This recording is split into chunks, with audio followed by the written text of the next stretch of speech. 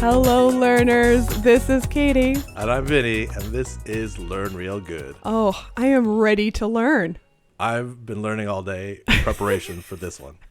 Yeah, because if you're going to talk an hour about learning, Yeah. you need to warm up. It is a marathon. Yeah, it's not a sprint. You got to be ready. You got to have stations with water along the way. There's hilly parts. There's downhill parts. Your coach is in a car behind you yelling at you. So it's mostly a physical warm up for you, it sounds like. Yeah. It's endurance training. I do Sudokus. Oh. And those logic puzzles I used to do as a small child. I've The taken logic those up puzzles? again. Yeah, those logic puzzles you print like an X or a dot. No. Then this story's not going to work for you. Oh, you mean like the dog sits next to the Yes. man with a hat, Yes. but there are two women without hats. Yes. Which dog has an owner? Yeah, you're that's trying to in- match Yeah. the things. Yeah, those are Oh, fun. those are fun. They're Yeah. super fun. Great. People are missing out. People are missing out. There's so many free apps now, folks. Logic problems keeps your mind fresh, I love warmed up for a day of it. learning. Yeah. So for people who are new to Learn Real Good, this is a podcast where we are going to have a guest Yes. who's a grad student. Yes. We have a wonderful guest this week. I'm very excited. I'm super excited. Yeah, and we're going to talk to them about their research and them, life as a grad Yeah. student. We have no idea really other than the vaguest detail of what they're researching. Yeah, we try to stay in the dark because we want to be learning with you. Yeah, we're going to discover this at the same time as you. So all of your shock and awe is going to be mirrored by ours. We'll hear simultaneous head explosions. Mind-blowing facts. We need sound effects of like an explosion. We have microphones. We can make our own sound effects. But like the ear, like you can What? have. Are we at a rave? I'd like to cue like that was a mind-blowing fact. I mean, we'll set that We'll up work for on our it. future one. Yeah. We'll work on it. But first, we like to share facts. Yes. Do you have your fact? I do have my fact. Oh, Are you boy. ready for my fact? Yes, you My fun science You go fact? first. So, this is interesting. Researchers... It is interesting. Researchers have found... so there are stars out in the universe. There are also binary stars, which are systems of two stars that kind of co-rotate over like their center of mass. However, it's been discovered that there are planets that can rotate around two stars. That's news? That's news. Not only that, but they have figured out that they have a habitable zone. And so you can have life that emerges on a planet with two suns. Okay. What is the benefit of a planet with two suns versus one? Double your pleasure, double your sun? That's right. There is no benefit to it. It's just we didn't know whether it was possible. One, you don't know whether two suns can be stable in a system together, right? It's not the same as a...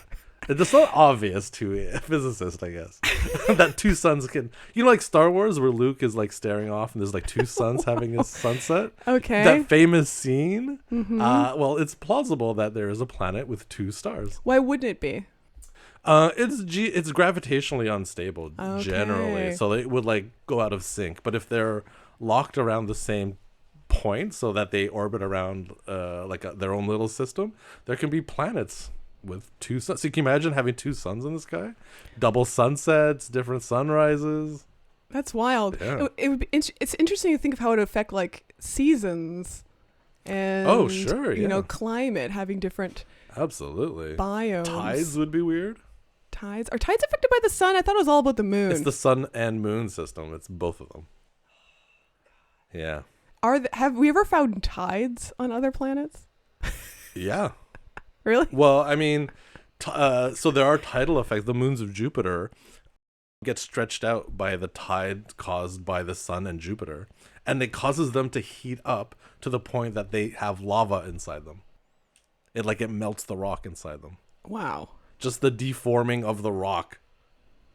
There's no liquid on it. Whoa. Yeah, it's just that stretching of a rock planet as it goes around Jupiter and as Jupiter goes around the sun, heats it up. It's like that's like a slow, lots of energy being put into these rocks so that it melts the rock inside of it. That's nuts. Yeah. So that's my fact. That's very interesting. And yeah, so you can live around a system with two suns. That's Theoretically. Wow. Okay. Good to know. I like to keep my options open for how many suns I have. 2, maybe 3. Is that too much? 3 might be too much. Okay. Yeah. Too unstable. Okay. So my fact. I gotta hear this. So this is actually, I just saw it posted, but it's actually a few years old. From The Atlantic by Ed Young, who's a tremendous pop sci writer, about cicadas who can have this fungal infection. So the fungus is called Massospora. Mm-hmm. And what it does when it infects cicadas while they're, in their underground baby phase, when they're growing up underground for 16 years and they emerge in huge numbers, they can get infected by this Massospora fungus. And what it does is it eats like the bottom third of its body, its entire abdomen. Whoa. And replaces it with like this big white mass that's just spores. And so the cicada doesn't die, it lives, and as it emerges as an adult, it becomes this like spore distribution. It's alive still? Yes. Now here's where it gets real wacky. So the Massospora fungus abdomen. Is it called the Massospora? That's the name. Massospora is the name of the fungus. Yes. Just a mass of spores? They're like, what do we call this mass of spores? Massospora, like an Italian cliche. Yeah. I guess. That's a whole other story. Sure. So here's the fun thing. So in these spores, they found psilocybin, which up to that point had only been found in mushrooms. And this is not a mushroom fungus. Okay. And amphetamines, which up to this point were only found naturally in chat, which we know from Border Patrol. Yes. So it's a plant. And so what Border Patrol being a TV show where people are smuggling illegal drugs across the border. The show's sponsored by Border Patrol. Love that show. Anyway, okay. And so what these drugs do, okay, is it affects the cicada and makes it like super horny, but it doesn't have reproductive organs because its abdomen's gone. Whoa. And so it's just going like trying to bang any lady cicada that moves and also increasing infection. Wow. Yeah. So like these drugs make it like the amphetamine, I guess, makes it super aggressive. Right. And I don't remember what the psilocybin does. So I guess the theme of today's show is a rave. Yeah. A lot of amphetamines. Real horny people going around. Yeah, all right. So is that crazy? That is very crazy. Very interesting. Amazing. Yeah. It's a good story too. This is from The Atlantic. The article's called "This Parasite Drugs Its Host with the Psychedelic Chemical in Shrooms" by Ed Young. Amazing. Check it out. Yeah, it's a cool story of how they like discovered it and the implications. The funny thing was the researcher who found out that there was amphetamines and psilocybin in the abdomen was like, oh crap, I don't have approval to be researching drugs.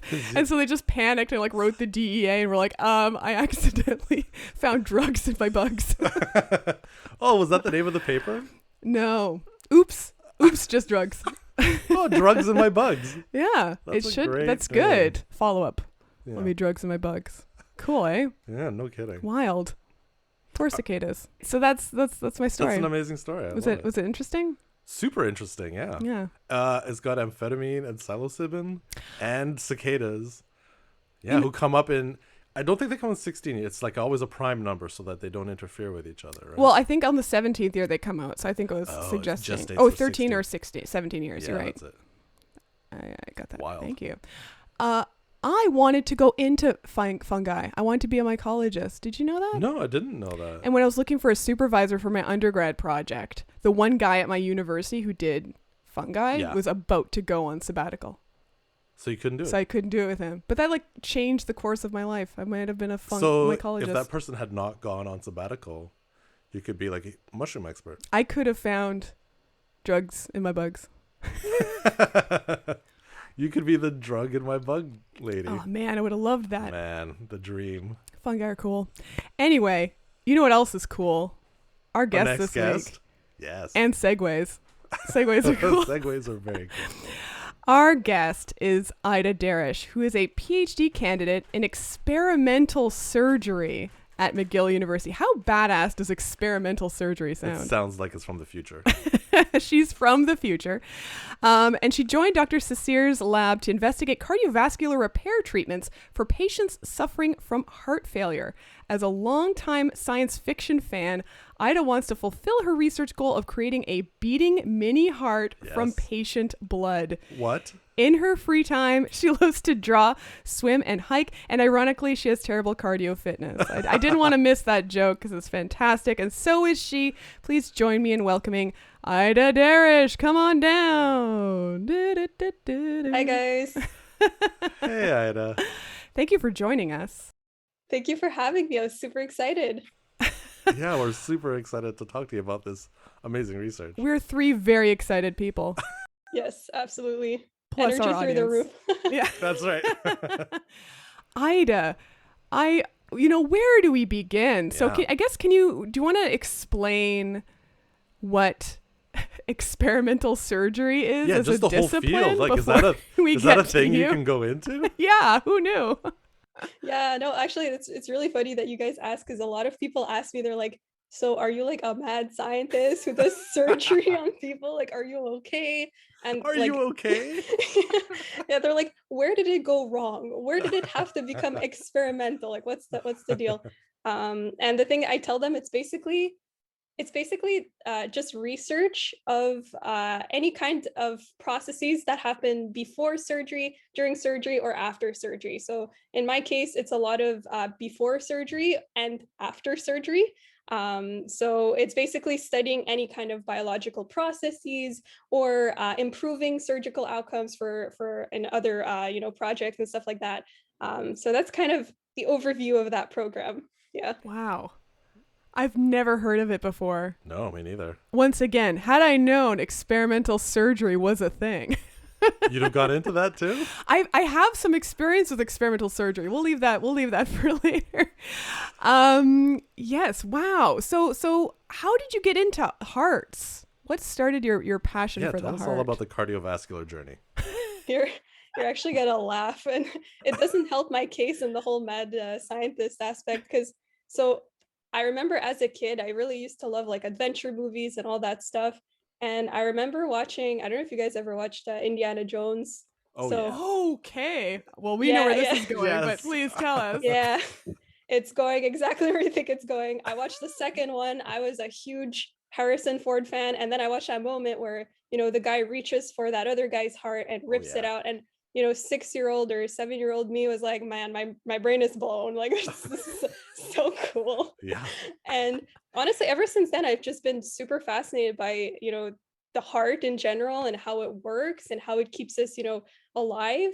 And Mhm. then I don't know, just in high school, I used to be that kid who was like actually very excited about dissections and very excited about learning biology and getting your hands kind of like that hands-on experience. So yeah, and then after, when I went into university, I actually did my undergrad in anatomy and cell biology. And the cell biology, gotta say, was not that great at it, but I was good at the anatomy. So yeah, it's like one thing led to another, and honestly, I've just always loved the cardiovascular system. I've always been super interested in curing heart disease. I think that's something that's super important to do. So yeah, that's basically it. I mean, that has to be the greatest origin story, I think. That's amazing. Yeah. Who doesn't want to get started by Indiana Jones? Honestly. I know someone who actually did a PhD in archaeology because they wanted to be Indiana Wow. Jones, but I think you have them trumped with the heart scene. Yeah. The trauma, one of the most I wa- traumatizing scenes. I want to rip someone's heart out with my hand. That would inspire anybody to But see, go that into other surgery. person had a hero origin story, and he had kind of a villain origin story. Yeah. You identified with the person ripping the heart out. We won't look into that too closely. Yeah. But she wants to help people. Yes, Vinny, yes. she wants to help people. Good. I'm glad. Yeah, I think. Can you tell us a little bit more about how you make a heart out of blood? Is that what it is? Yes. Yeah, absolutely. So actually, this is a project that is super cool. I think I was kind of at the right place at the right time because I have to tell you basically how I got into my grad program first, and then I will tell you about the project that I'm doing. So basically, I'm a very last minute person. This is something that like all of my friends can relate to. I get everything done, but it gets done, like if the deadline is 11:59, it's going to be done at 11:58. So when it was time to apply to grad school, I actually was, very late at applying to the, programs that I wanted to be in. And somehow by some like magical, the universe just aligned for me to get into Dr. Chicheri's lab. And he was like, I have this really cool idea, this really cool project. And me having, never worked with cells before, I'm like, okie dokie, I'm ready for anything. So he explained to me, he's like, okay, what we're going to do is we're going to create this pipeline method of taking a patient's blood and going through a bunch of, steps and steps and steps, and then getting to their heart cells. And I was intrigued right away because I was like, how'd you do that? I have no idea. I really didn't know anything about it. And essentially what happens, and that's something that we've actually been doing since the beginning of my master's, and it's something I'll be continuing on as well.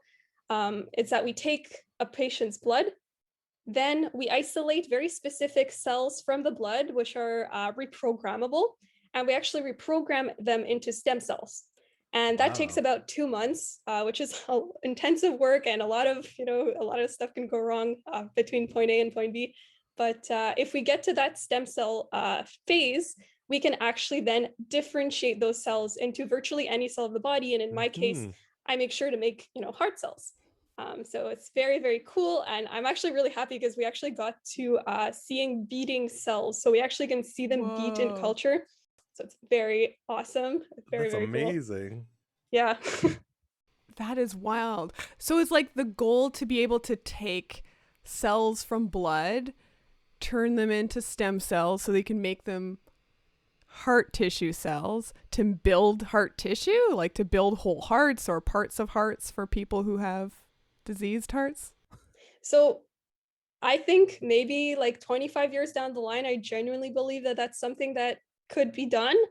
I know that right now what's a bit more realistic is to actually test different kinds of drugs on those cells. And the reason why is because you don't want to implant cells that you're not 100% sure about, and science, like, we're just not there yet. No, yeah. You just started.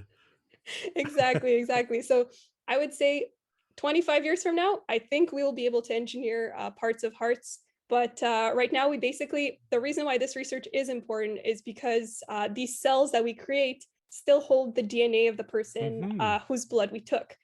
And that means that we can test different kinds of drugs and see whether this person has a predisposition, for reacting poorly to a drug or reacting really well to a drug. Because that's a huge problem nowadays, where people just, don't react the way we think they will. So yeah, you really want to be able to have like a little lab and be like, exactly. all right, let's see how this goes. Yes. Yep. That's amazing. So how do you reprogram a cell, Ida? Yeah, so it's a very cool process. Very nerve-wracking. I just did it last week, and I was just like shaking the entire. My friend was actually filming me because I have to train students, and we created this educational video. And basically, what you do is you take your cells, you kind of put them in this kind of pipette-looking thing, and you electroporate them. So what happens is essentially you create little kind of holes in the cell membrane, so the cell outside, and this allows different factors to go in and actually reprogram the cell to kind of go back in time in a way, in its own kind of, in its own history. Exactly. Kind of erase, you strip it of any kind of signals, anything like that, and it becomes a real stem cell. So it's like you stole a car and then repainted it to do what? To be like, now it's my car and I'm gonna do what I want with it. That is actually the most apt analogy I've ever heard. Vinny's also has a villain backstory. I also steal cars. Yeah. Okay, I'll contact you when we create our villain underground lair. Yeah, that's right. So yeah, I don't know. I'll call you up. Yeah. Wow, that is so cool. That is very cool. Yeah. And so in theory, once you've reverted a blood cell into a stem cell, it could go into any direction, I imagine. Yep. Yeah, absolutely. And you picked heart. I picked the heart. I think So- it's the most awesome organ. We get it, Ida. You you love the heart. Hey, it's the heart that matters most. Yeah. That's what we've all She's learned. speaking from the heart, for the heart, by the It's heart. the heart of the matter. Oh, I'm sure you've used that. Yeah. Oh yeah, you should see all my poster presentations. They're really something. Every possible heart pun has been made. Oh yeah. She's got her finger on the pulse. Nice. So why the blood? Is there something about blood cells that makes them easier to reprogram, or just easy to sample? Or There's a lot of them. Easy to take out. Yeah, actually, those are all really, really good points because I guess I'll talk about the alternatives to using blood, and it kind of Yeah. like winnows down to why the blood is actually superior. So the first option that people had to getting these heart cells was actually to directly biopsy the heart, which I don't know, sounds insane to me. Probably sounds Yeah. insane to you. Hey, we're gonna just grab a few cells, no biggie. And the way they got the heart cells, they stuck their hand in the chest, ripped the whole heart out, took a bit, Put it back. put it back. I don't think that's how a biopsy works. Well, you know, you're not a biologist. No, though. you're right. Yeah, Fair. okay. Leave it to me and Ida, right? Okay. Exactly. And Indiana Jones, he was just taking a biopsy. That's all he was doing. That's what he was like. He was an oncologist doing his due diligence. He was demonized. They cut it for time, and people don't know the heart was replaced. Oh man, The patient recovered. It's our job to tell the true story, honestly. It's, that's right. but yeah. So anyways, people would take actual biopsies of the heart, which, you know, it's a very impractical, very invasive. And, you know, for a person who already has, you know, 40% of their heart like not working, you're like, yes, let me take another piece just to study it. Like that made no sense. And another problem was, even if you took that biopsy, those cells in the heart, the reason why we can't regenerate it, and that's actually the root of the problem, is that we can't regenerate it because these cells do not grow. So they don't proliferate. They don't, they don't replenish their stock in a way. So you take that biopsy, you're like, yes, I'm fantastic, wonderful. I have a biopsy. There's 5,000 cells in there. Are you really going to test, 10 different medications? Absolutely not. So the alternative was to actually reprogram skin cells. And skin cells are, they're good, they're okay. But to be completely honest, a skin biopsy is actually more invasive than taking the blood, and that's why the blood is actually the most preferred method. So that's in a nutshell. That's kind of why we went with blood cells. But I know red blood cells don't have nuclei. Are nuclei not important to this process at all? Yeah, you're absolutely right. So we actually don't select red blood cells. We select a subset of cells that are called CD34 positive cells. So they're very specific cells that when we centrifuge the blood down. So for example, I receive the blood. I'm like, yes, okay, time to do my job as a scientist. I centrifuge it down, and then I get different layers. And on the top, I have some plasma. And then in the middle, I have the cells that I want. And I actually make sure to extract only those cells to be reprogrammed. And those aren't red blood cells? They're not. Are they a type of white blood cell? They are a type of white blood cell. Absolutely. And so white blood cells have nuclei? Yes. Yes, they do. They do. And there's many different types of white blood cells. So what category do your WD-40 which type are they? Are they neutrophils? Which of the white blood cell types are they? They're actually hematopoietic progenitor cells. Oh, so they're okay. yeah. There's very I get it. couple. Yes, I also get it. The words as the podcast goes on, they get longer. Yeah. There's no cool nickname for them, but they're already sort of that means they're already sort of not a stem cell, but they have like different possible destinies. Oh. Exactly. Yeah. So they're not babies, but they're like toddlers? Is that the analogy? Sort of. I would say that's a pretty good. You're killing with the analogies. That's why they keep me around. He's the analogy man. Okay, so you don't have as far to go. Like they're not like grown up, 3 kids, had a job, about to retire kind of cell. It's exactly. Like I'm still developing. I could go back if I needed to. I'm not a fully grown advanced cell that has like differentiated itself supremely. Okay. Yeah, Got exactly. Okay, I want to do something unorthodox here, Ida. You mentioned you like dissections. Can we do your top 3 favorite dissections What? that you've done in your life? Do people have a top dissection? I think Ida does. Yeah, okay, fair question. I'm like ready. I've She's been already ready been. for This is not the first time someone's asked her this. Well, can we go from 3 to 1 when Yeah, you're you gotta ready? build Just up. You because gotta we want have a to countdown. get excited here. Sure, absolutely. So All right, I I'll have count to, you down. I'll count you in here. Wonderful. Number 3.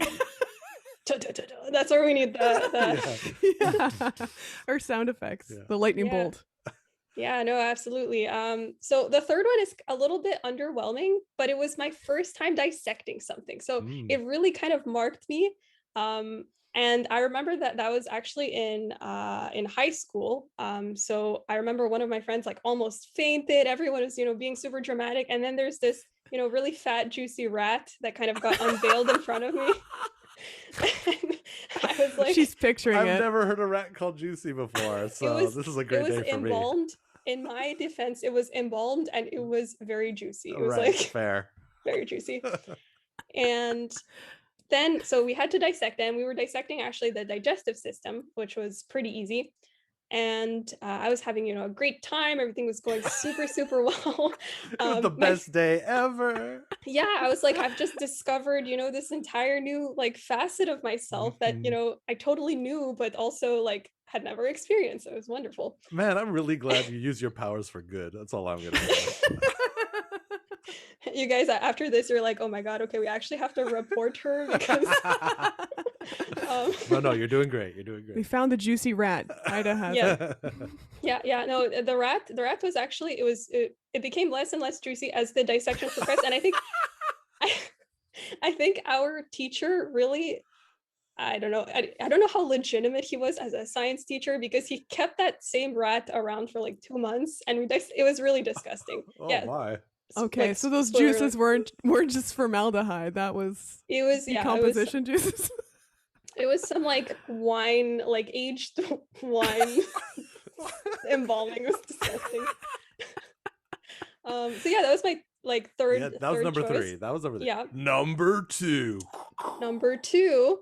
So I have to say, in anatomy, we had a lower. So actually, my top 2 are kind of part of the same dissection kind of part, but it's different parts of the body. So number 2, I really, really, really enjoyed dissecting the upper thigh. It was very interesting. Interesting. Because it was actually, it was my first time dissecting on an actual cadaver. So it was like a very humbling experience, actually. It was like very kind of emotionally charged and kind of almost spiritual in a way, because you're like, this person gave their, body for science. That's something that's very amazing. And so that was very, very cool.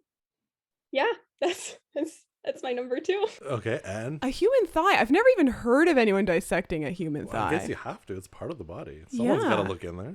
Were you like into like muscles and ligaments? Like what was the focus there? Yeah. So it was mostly muscle, and you'll see my number 1. The only reason I put it higher is because it has a lot of other structures there that are like cooler. But the catch upper you thigh. in here. Oh, Yeah, sorry. exactly. Yeah, you're waiting for me to Exactly. catch in. You got it. Number 1. Yes. So it was definitely the foot.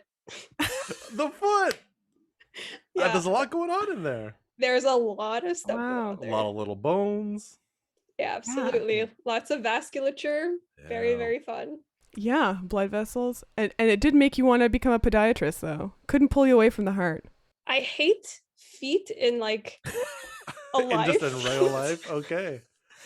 So you were like taking out a lot of emotions. Like, Yeah. I'm gonna rip this thing apart. And like, Oh, it was get my very revenge. cathartic. It was Yeah, cathartic. okay. This is what I think of you, feet. Plus, also, no villain in Indiana Jones ripped a foot off. No. No. See? I could be very original. I could be Yeah. original. This is the point. Like Indiana Jones 6, Ida rips the a foot foot snatcher. The foot snatcher. Yeah. Then she dissects it just for fun because it's so damn cool. That's amazing. Wow, that's very cool. Yeah, you never hear of people. Well, I don't know too many people who've gone through med school. Like that's where I think of people dissecting cadavers, and so I've never heard those stories. I'm so used to hearing, the The rats, high school, the the pig, frogs and fish. Yeah. the earthworm. You've dissected. Well, you've had some animal. I relate to you hard, Ida, with the first dissection mind-blowingness. Like, I always wanted to be a doctor, and I dissected a fetal pig was my first, a little baby pig in high school. And yes, while everyone was disgusted, I was like, I want more. When we were done, I was like, can I dissect the brain? I want to see everything this pig's got. Not everyone's like that. Not everyone's built like that. I don't feel that way anymore. Now, like, as a teacher, I try to avoid the dissecting things because you have to do it. You're not just a student doing it once. Like, you're handling all the corpses, right. and you're doing it a lot. And now I don't find it as appealing. It's mostly the smell. Sure. Oh yeah. No, the smell is terrible. Actually, if you guys want to hear like an awful story, yes, we do. We love awful stories. but it is related to dissection and the awful smell, and I'll be quick about it. But Yes. that is the actual reason why I stopped eating meat for like 3 or 4 months after the dissection, because I don't know if you've ever been to the Strathcona building at McGill. It's this old looking crumbling anatomy building where they actually have all the dissection labs, and in the summer there's very nice barbecues happening around that building. Oh my gosh.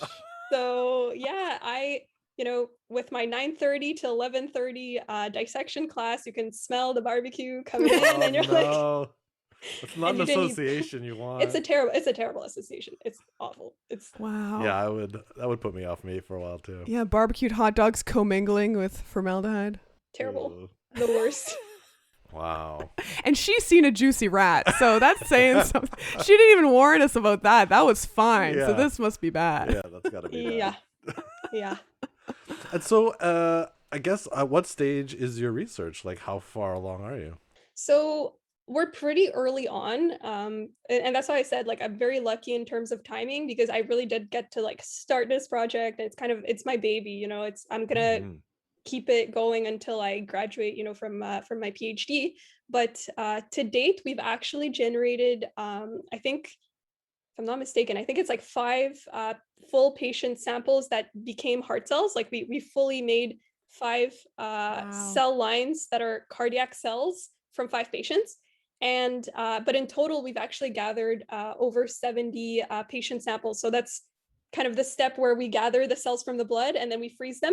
So we have over 70 patients there. That's so amazing. It's very cool. And then once you have the line, you can kind of generate ad infinitum. So if you keep it at the stem cell stage, yes, you can virtually keep going forever. Like these cells, you can expand them, for probably like 100 times, and there's really not going to be any virtual changes in them. But once you start the cardiac differentiation, that's the cool part. They don't actually grow. So yeah. So why, like, I know we always mention like heart muscle cells don't replicate. We always mention, neurons don't replicate. Like there's some cells that can't undergo mitosis to make more cells of their type. But why do you think the heart cell can't fix itself? Do you have any ideas of that, Ida? Like why heart tissue can't do that? That is a really good question. I don't know. I think honestly, I honestly don't know the mechanisms behind why they don't do that. I know that when we study these stem cell derived cardiac cells, we know that something kind of blocks maturation. And there's some hypotheses that are like, like the blocks for maturation in these stem cell derived cardiac cells, maybe, are grown cardiac cells, they've like gone past that maturation block, but you can't go back, something like that. But I genuinely don't know, and that would be something super, super interesting to look into. Called it. Yeah. You're like, I'm patenting it right now. Yeah. Easy fix for Katie. Yeah. Called it. It's my project. And it's fascinating that I guess there's parts of the body that just don't repair themselves. Yeah. You can't make more heart cells. Yeah. Same. Well, that's a general muscle thing. So but I don't know why muscle cells can't replicate. It's probably to do with the electricity. Nice. Yeah.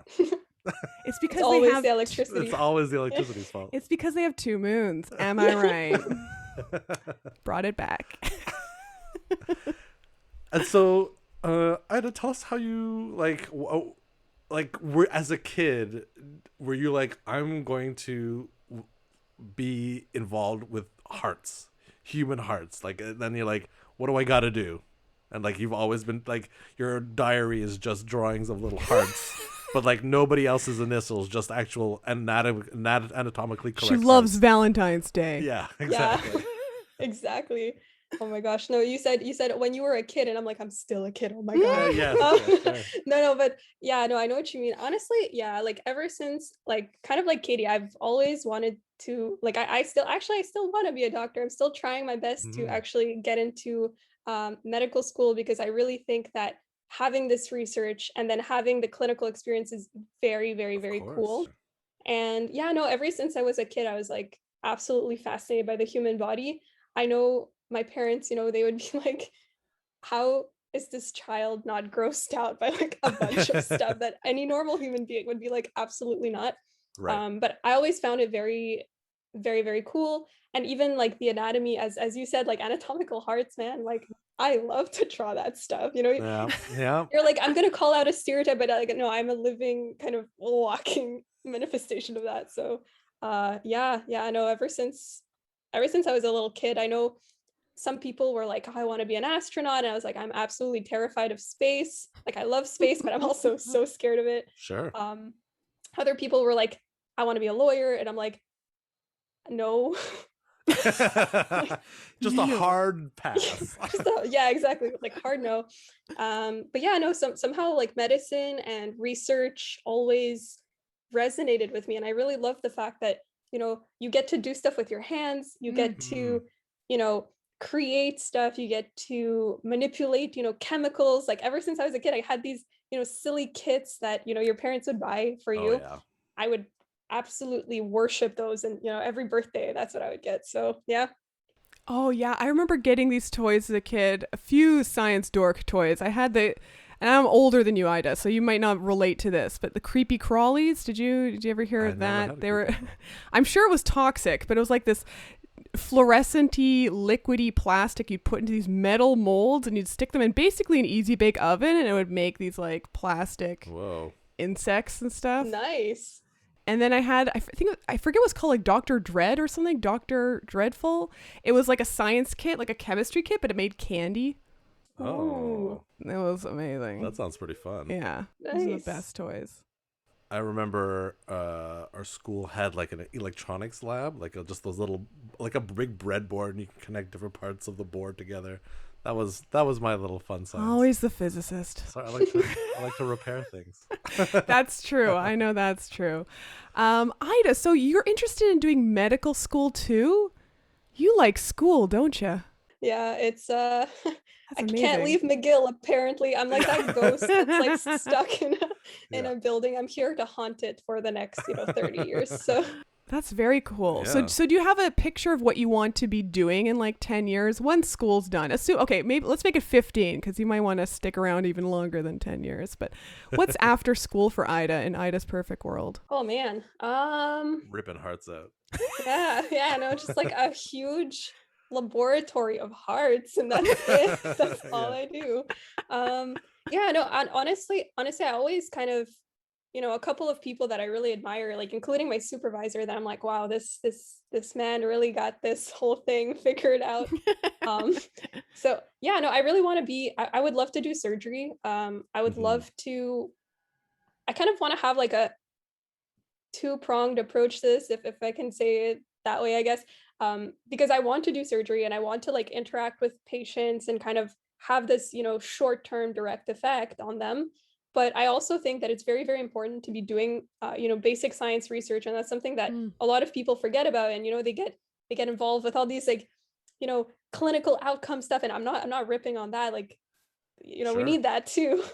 But I think the value of basic science is that, in the long term, I think that's what really, really, really helps get a lot of the treatments in, a lot of the, novelty that science has to offer. So I really want to be kind of part of both worlds, I guess. You're like a superhero. I'm in awe of you, Ida. She's going to do it all. I'm a little scared. Vinny's like, yeah, she's like tiptoeing the line. Yeah. One bad day away. Yeah. Like... Exactly. She's gonna like start a lab called the Lab of Broken Hearts, and it's just gonna be a bunch of mannequins with like a cavity and like a little fake heart that she's designed in a petri dish. I'm here But for it. I'm into it. I'm into it. I'm here for it. I want to invest. Yeah, where do I sign? Wow, broken hearts. Now, I in preparation for this, Ida, I Googled you. Yes. I feel, and I noticed the first thing that came up was a LinkedIn page where it says you're the CEO of something called Ginaware. Is that you? Are you a CEO as well? Yeah. Ida, what don't you do? I don't sleep. that sounds right. Yeah. Do you want to talk about Yeah. Ginaware or Yeah, you don't yeah, have sure. to? Yeah, no, of course. It's actually Gynoware. Crap, sorry. No, it's totally Gynaware. fine. You got it from the first try. It's fine.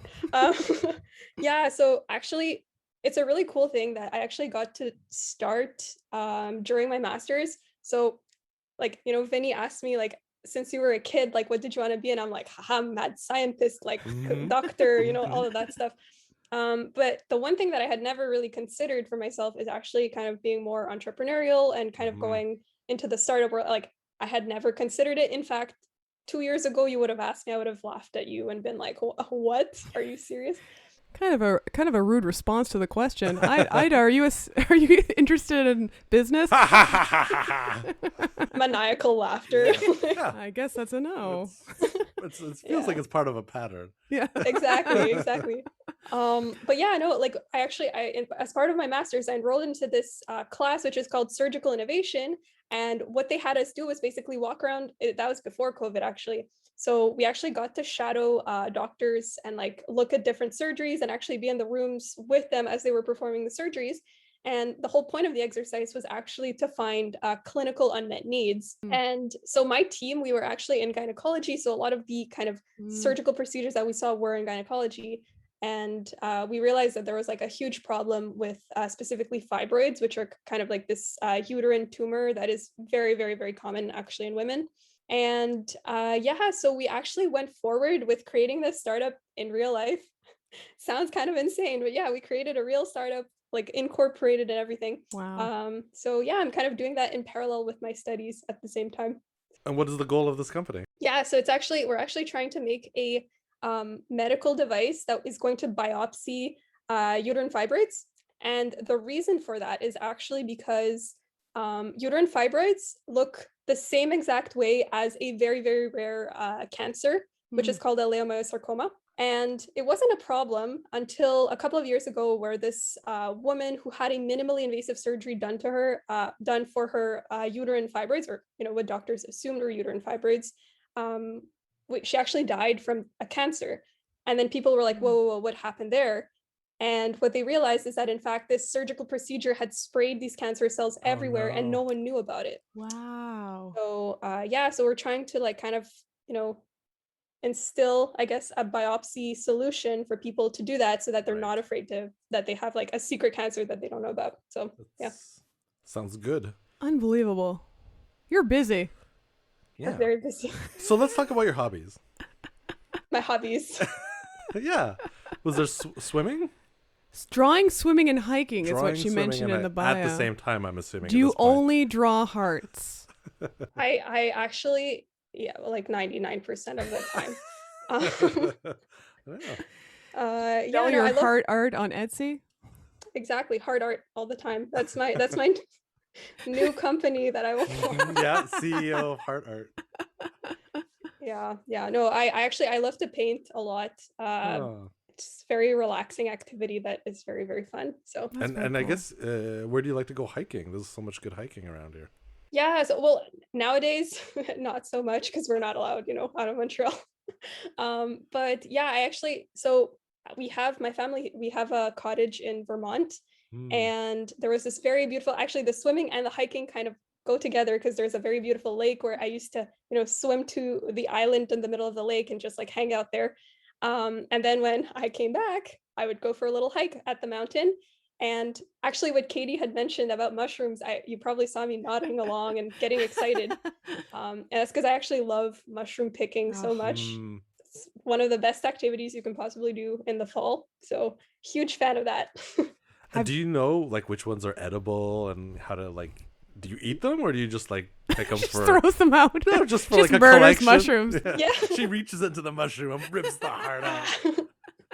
No. So actually, so my family's Russian and it's a very stereotypical thing, but we actually we go, this is like a family bonding experience. So, some people hug, some people go mushroom foraging. So that's what we do. So yeah, we do know which ones are edible. We actually have a bunch of mushrooms that are marinated in our fridge. And whenever we have, friends over, they're like, what is this? Like, so yeah. So not at all like a mad scientist. No, what are you saying? Absolutely not.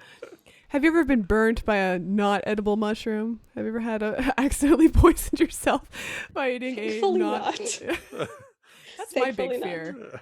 I feel like it's ever since I watched that Into the Wild movie where that guy ate the wrong plant. Right. I'm so scared of getting the wrong mushroom. That's a very legitimate concern, I would say. Yeah, it's a pretty dangerous like hobby to pick up. Because it's like, oh, I'm gonna ride a bike. Oh, I fell over. Okay, I get back on the bike. It's like, oh, I'm gonna go eat a mushroom. I'm dead. Yeah. My grandmother used to pick mushrooms, and what she would do is she would put them in a boiling pot of water with a penny in it. Yeah. And if the penny changed colors, it meant something good or bad. I don't know how scientifically accurate that was, but she lived to a decent age. She didn't die by mushroom anyway. That's a good start. Wonderful. You seem to react like that was legitimate, the penny in the pot. I mean, scientifically legitimate, yeah. But I get it because we have the same thing, but we have an onion. So we throw a whole onion. I don't know why we need the whole onion, but we throw the Right. onion in. And if it turns blue, you have to throw out the pot. But if it's the same color, then you Interesting. can eat it. So Something must be going on there. If it's blue, bad for you. If it stays white, you're all right. Nice. You're on quite the tear with the Thank you. catchphrases. Thank you. Hire me for your mushroom slogan needs. Yeah. Big Mushroom will call you. There's that mushroom store on is that Saint Denis or Saint Laurent? Oh yeah, There's that's a right. whole store dedicated to mushrooms. Oh, did you not know that? I did not. Oh yeah. Oh, I think it's on Saint Denis. Denis. Yeah. It has like a bunch of stuffed mushrooms in the window. It's adorable. It's like mycology or something like that. Like anthropology, but for mushrooms. Oh my gosh.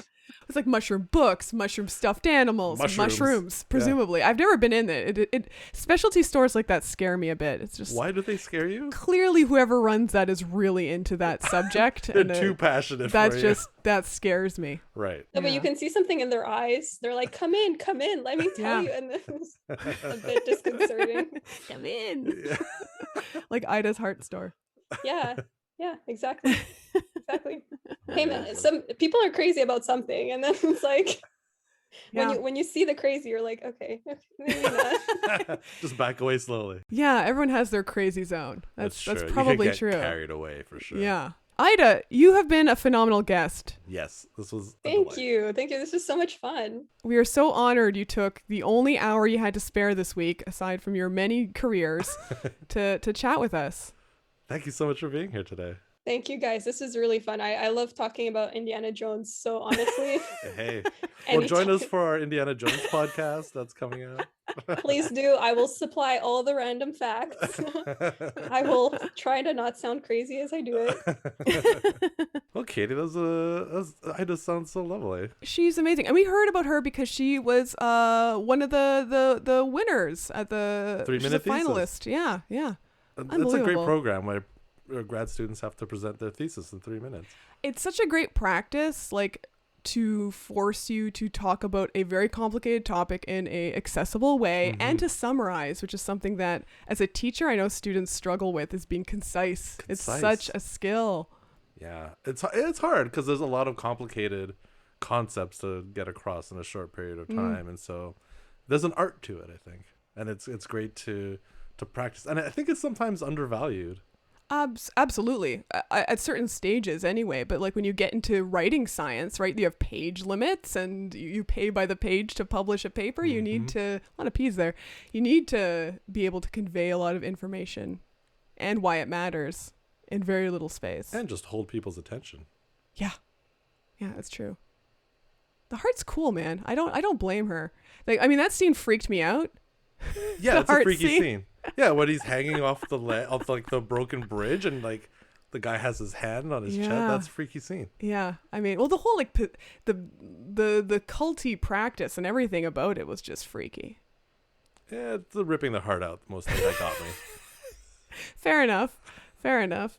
I know when people talk about Indiana Jones 4 being bad, it's like, do they forget that like all the movies were wild? Yeah. Is all. They're fantastic, but Everyone's they're nuts. faces melted in the first one. That kind of sets the tone. Yeah, you're in for a wild ride. But a great one. It's the first and only time a professor we're has been switching cool over to the other podcast now. onto yeah, we're going to quickly segue This is turning into the Indiana Jones. Oh man, that was fun. That was great, and great fact today. Yeah, you too. Yeah. 2 moons. Who knew? 2 suns, 2 stars. Oh, right. We already knew there could be multiple moons. Yeah, lots of planets have multiple You moons. underestimate how little I know about astrology. You're doing great. Astrology? Did you just say Astronomy. Oh, edit that. I cannot get those 2 words straight in my head. Oh man, there's nothing. You Oh can no, say I'll that never would live that upset down. An astronomer more than calling it astrology. The thing is, the logy throws me off because It like does, like ecology, biology, yeah. it means Yeah, it would be like 2 fields, like biology and bionomy. yeah. And like, oh, I'm a bionomer, not a biologist. You jerk. Can you imagine there was like a whole other field called bionomy? I know, but the logy that was seems like legitimate. tarot cards or Ouija boards or something like that. Tarot cards are legitimate. This has ceased being a science podcast. Oh man, well I guess we have to sign off. Yeah, well that was another episode of Learn Real Good. If you're interested, you can follow us on social media. We have a Facebook page, a Twitter account, and we're on Instagram. What are we called on those We're things? called LRG Pod. That's right. That's LRG POD. Follow us. Stay tuned. Good night, folks. See you Good next night, time. everybody. I'm Vinny. I'm Katie. Take care.